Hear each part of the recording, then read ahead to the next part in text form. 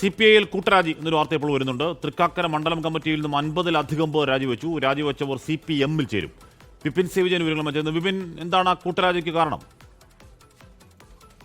ആഷ്മി, നിയമസഭാ തിരഞ്ഞെടുപ്പ് പടിവാതിക്കൽ എത്തി നിൽക്കെയാണ് CPI-യിൽ, അതായത് തൃക്കാക്കര CPI-യിലെ പടലപ്പിണക്കങ്ങൾ അതൊരു പൊട്ടിത്തെറിയിലേക്ക് എത്തുന്നു എന്നുള്ളത് മനസ്സിലാവുന്നത്. 50ഓളം പേരാണ് ഇപ്പോൾ CPI-യിൽ നിന്ന് രാജിവെച്ച CPM-ൽ ചേരാനായി തയ്യാറെടുക്കുന്നത്. പ്രധാനപ്പെട്ട നേതാക്കൾ, അതായത് മണ്ഡലം സെക്രട്ടറി ഉൾപ്പെടെയുള്ളവർ ഇതിലുണ്ട് എന്നുള്ളതാണ് ഈ ഘട്ടത്തിൽ നമുക്ക് മനസ്സിലാക്കാൻ കഴിയുന്നത്. തദ്ദേശ തെരഞ്ഞെടുപ്പ് കഴിഞ്ഞതിന് ശേഷം തന്നെ CPI-യിൽ ചില പ്രശ്നങ്ങൾ നിലനിന്നിരുന്നു. അതായത് പ്രാദേശിക നേതൃത്വം, പ്രാദേശികമായിട്ടുള്ള ആളുകൾ പറയുന്നതും കേൾക്കാതെ നേതൃത്വങ്ങൾ തീരുമാനങ്ങൾ എടുക്കുന്നു, അത് അടിച്ചേൽപ്പിക്കുന്നു തുടങ്ങിയിട്ടുള്ള പല പ്രശ്നങ്ങളും ഉണ്ടായിരുന്നു. ഒപ്പം തന്നെ വിഭാഗീയത നിലനിന്നിരുന്നു. ഈ ഒരു ഘട്ടത്തിൽ കൂടിയാണ് ഇപ്പോൾ അത് കുറച്ചുകൂടി വ്യക്തമായി 50ഓളം പേർ രാജിവെക്കുന്ന ഒരു സ്ഥിതിയിലേക്ക് തൃക്കാക്കരയിലും മാറുന്നത്.